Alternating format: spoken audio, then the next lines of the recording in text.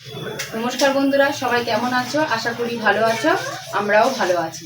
আজকের একটা নতুন রেসিপি নিয়ে চলে এসেছি। এই দেখো, একটা ডিম নিয়ে এসেছি। আজকের করব ডিমের ভাপা কারি। আমরা তো ডিম ভাজা খেয়েছি, তারপরে ডিম ভেজে কারি খেয়েছি। তা আজকের করব ভাপা কারি, ডিম দিয়ে ভাপা কারি করব। তাহলে চলো আগে ডিমগুলো জলেতে আগে সিদ্ধ করে নেব।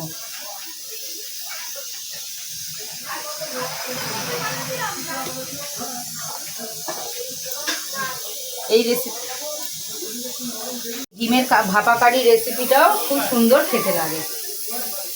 তাহলে চলো তোমাদেরকে ডিমের ভাপা কারি রেসিপিটা।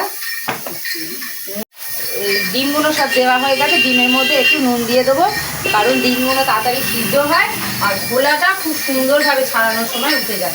এক সময় হয় নুন দিয়ে না সিদ্ধ করলে ডিমের খোলাগুলোতে খুব ডিম শুদ্ধ উঠে যাচ্ছে খোলার সঙ্গে। তাই জন্য নুন দিয়ে সিদ্ধ করলে খোলাটা দেখবে খুব সুন্দর উঠে যায় আর তাড়াতাড়ি ডিমটাও ভালো সিদ্ধ হয়। ঢুকে দিলাম তাহলে চলো সিদ্ধটা হোক। এবারে সব যা মশলা লাগবে সব এবার খেতে। বন্ধুরা, ডিমগুলো পুরো সিদ্ধ হয়ে গেছে, একটু আস্তে করে দিয়ে খুলে রেখে এবার সিদ্ধ হয়ে বেরিয়ে এসেছে ডিমটা। চলো নামিয়ে নিই। এই গরম অবস্থায় কিছুক্ষণ রেখে দেবো। ঢাকাটা আবার দিয়ে দিচ্ছি। গরম অবস্থায় কিছুক্ষণ রেখে দেবো, তারপরে ছাড়বো। কিছুক্ষণ থাক, সিদ্ধ গরম আছে একদম, কিছুক্ষণ থাক, তারপরে কিছুক্ষণ পরে ছাড়াবো। আশা করি ভালো করে ছাড়ানো হয়ে যাবে, কারণ দেখো ডিমের গাগুলো দেখো ফেটে গেছে। একটা ডিম তো অলরেডি পুরো বেরিয়েই গেছে। কিছুক্ষণ পরে ছাড়াবো, গরম অবস্থায় একটু থাক।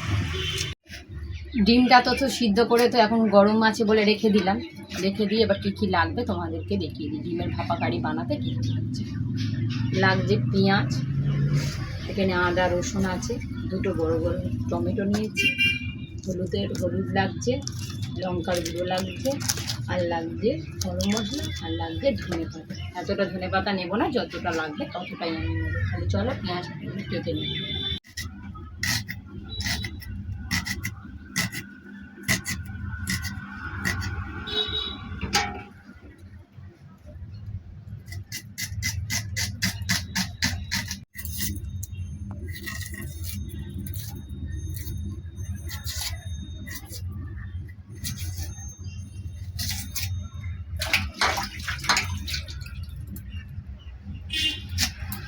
দেখো বন্ধুরা, পেঁয়াজটা আমার কাটা হয়েছে। আমি এতটা পেঁয়াজ কেটেছি। এই ধরো এতটা পেঁয়াজ আমি যখন ভাজবো, এই ডিম কারিটা যখন করব, তখন আমি এটা লাগবে। আর এতটা পেঁয়াজ আমি বাটবো। আর দেখো আমার কাছে কিন্তু তোমরা দেখলে জল নিয়েই বসেছি। তারপরে পেঁয়াজ কেটে ধুয়ে, কারণ পেঁয়াজের মধ্যে অনেক ময়লা থাকে, আর কাছের গোড়ায় সব কিছু নিয়ে জিনিস নিয়ে বসলে কাটাটাও তাড়াতাড়ি হয়ে যায়, একেবারে ধোয়া হয়ে যায়, আর কোনো চাপ নেই যে আবার কাটবো আবার ধোবো পরে, সেটা নিয়েও চাপ নেই। ওই জন্য জলটা নিয়ে বসলাম, যাতে কাটাও হলো, কেটে ধুয়ে কেটে নিলাম, ব্যাস তাড়াতাড়ি কাজটাও এগিয়ে যাবে। টমেটোগুলো সব আমার কাটা হয়ে গেল। দুটো টমেটো কেটেছি, এতটা হয়েছে। এবারে আদা রসুনটা ছাড়িয়ে নেবো। দেখো এই আদা রসুনটা, এতটা আদা লাগবে না, অল্প দেবো। আর রসুনটা চলো ছাড়িয়ে নিই।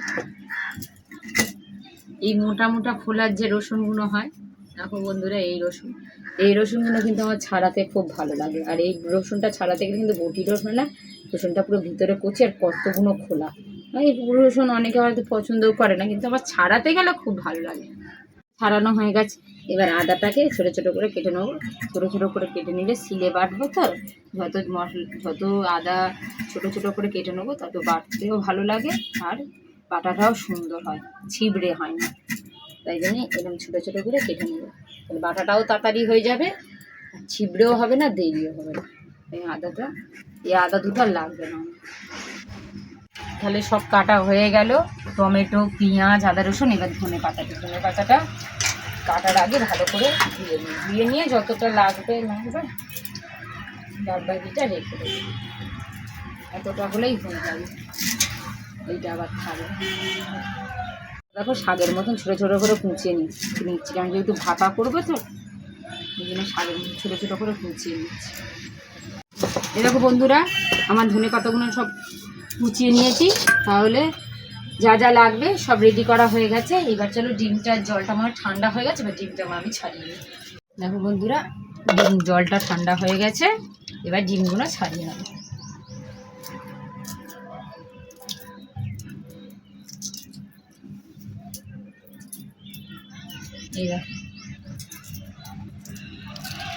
এই দেখো তাড়াতাড়ি উঠে যাচ্ছে, একটু আস্তে করে ছাড়াতে হয়, তাড়াহুড়ো করলে তো আর হবে না। দেখো আমি নুন দিয়ে সিদ্ধ করেছি বলে সব ভালো করে ছাড়ানো হয়ে যাবে।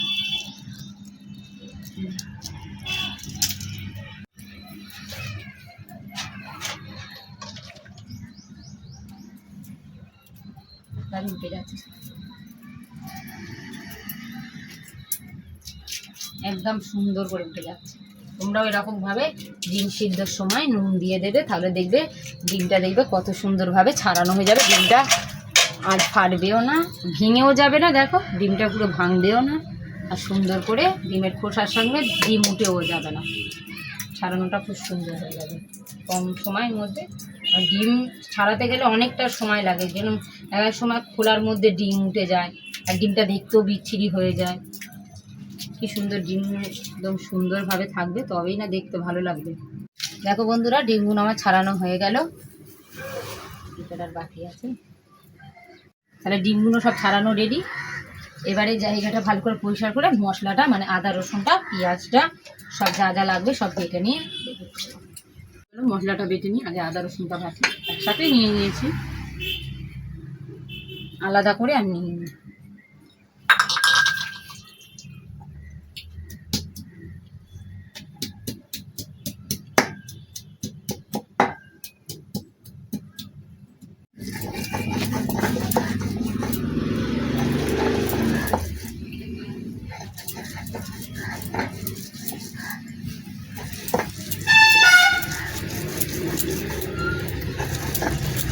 রসুন বাটা হয়ে গেছে, এবার পেঁয়াজ বাটবো। পেঁয়াজ বাটতে গেলেই চোখ জ্বালা করবে, কিছুক্ষণ পরে চোখ থেকে জল বেরোবে, ভীষণ চোখ জ্বালা করে। পেঁয়াজটা বাটতে যেমন চোখ জ্বালা করে, কাটতে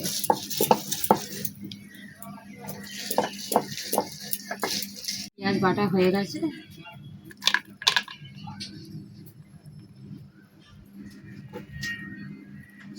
হয়তো মিক্সিতে হলে পেঁয়াজটা আরও মিহি করে একদম পেঁয়াজ দেখা যায় না, শিলে বলে একটু একটু গোটা গোটা পেঁয়াজ রইল, কিন্তু তবুও কিন্তু শিলে বাটার টেস্টটাই আলাদা মিক্সিতে। তাহলে চলো এবার টমেটোটা কিছুটা বেটে নিই।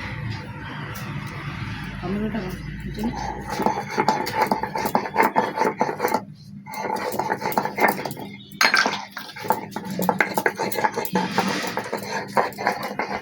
বাটাও রেডি, সব বাটা রেডি হয়ে গেল। সিলটা দিয়ে চলো রান্নাটা শুরু করে নিই। বন্ধুরা, কড়াটা আমি আগে বসিয়ে দিয়েছি, এবার কড়াতে আমি তেলটা দিয়ে দেবো, কারণ তেলটা গরম হতে হতে আমার এদিকে সব উপকরণ রেডি। ততক্ষণ আমি সব ম্যারিনেট করে নিই ডিমের সঙ্গে, টমেটো পেঁয়াজ দিয়ে সব মেখে নিই, ততক্ষণে তেলটাও গরম হয়ে যাবে। টমেটো দিয়ে দিলাম, সব বাটাটা পেঁয়াজ বাটাটা দিয়ে দেবো।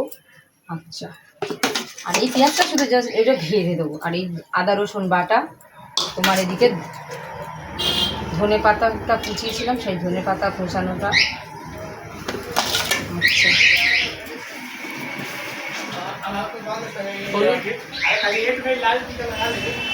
দু চামচ মতন, ছোটো চামচের এই ছোটো চামচের 2 চামচ।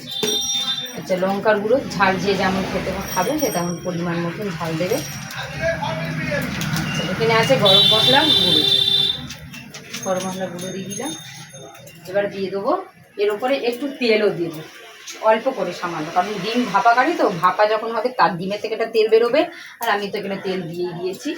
আর দেবো নুনটা, নুন দেবো প্রথমে অল্পই দেবো, বেশি দেবো না, এই 1 চামচের হাফ দিলাম। তাহলে চলো সব মেখে নিই একসাথে। এবার আস্তে আস্তে করে মাখাতে হবে, সব ডিমের গায়ে যেন লাগে।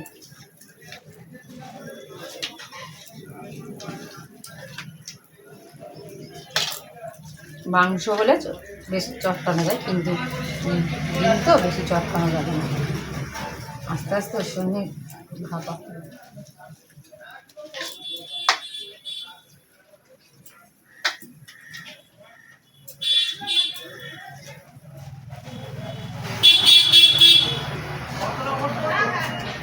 হয়ে গেল, এদিকে তেলও গরম হয়ে গেছে। এই যে বাকি যে পেঁয়াজটা আমি রেখেছিলাম, বলেছিলাম তেলেতে দেব, এটা আমি ভেজে নেবো।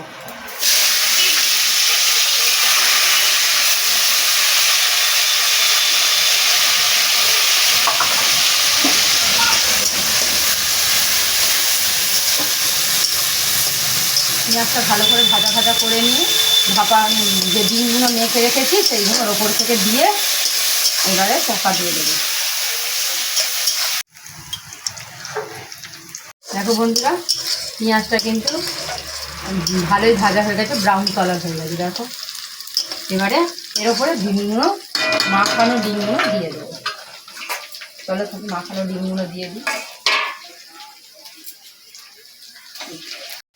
ডিমগুলো দিয়েছি তো, এবারে একটুখানি হালকা করে নাড়িয়ে দেবো, বেশি ইয়ে করবো না। দিয়ে এই বাসনটা দিয়ে চাপা দিয়ে দেবো। আর ডিম যে এই যে ভাপাটা হচ্ছে তো, এই ডিমের থেকে একটা তেল বেরোয়, সেই তেলেতেই কিন্তু ভাপাটা আরও সুন্দর খেতে লাগবে। ডিম ভেজে তরকারির যে টেস্ট, তার থেকে এই ভাপা কারির টেস্ট কিন্তু আরও সুন্দর। কারণ যেহেতু ডিমটা আমি ভাজছি না, এই ডিমের মধ্যে যে তেলটা থাকে, ডিম থেকে একটা তেল বেরোয়, সেই তেলটাই হলো তরকারিটা পুরোটা সুন্দর হবে, আর খেতেও সত্যি সুন্দর। আমি কিন্তু এই ডিমটা কিন্তু মেখে কিন্তু 8 ঘন্টা রেখে দিয়েছি। যেহেতু ভিডিওটা কেটে কেটে দেখানো হচ্ছে, ওই জন্যই তোমরা হয়তো ভাবছো আমি একটুখানি মাখিয়ে আবার দিয়ে দিলাম, তা কিন্তু নয়। ডিমটা কিন্তু আমি 8 ঘন্টা মতন মেখে রেখেছি। তোমরাও এরকম ডিম যত মাখাবে তত মানে ভাপা কারিটার টেস্টটা ভালো হবে। হালকা করে উপর থেকে হালকা করে চিনিটা দিয়ে দেবো, তাতে টেস্টটা আরও ভালো আসবে।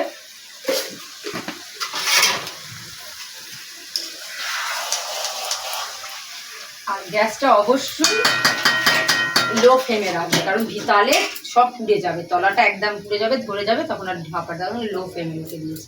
লো ফ্লেমে রাখলে ভাপাটা আস্তে আস্তে আস্তে আস্তে সুন্দর হবে, তরকারিটাও সুন্দর হবে, আর সব ভালো মতন মশলাগুলো ওর গায়ের সাথে মিশেও যাবে, আর ভাজা ভাজাও বেশ ভালো হবে। দেখি ডিমটা ভাপাতে বসিয়ে দিয়েছিলাম কীরকম হয়েছে, চলো তোমাদের দেখাই।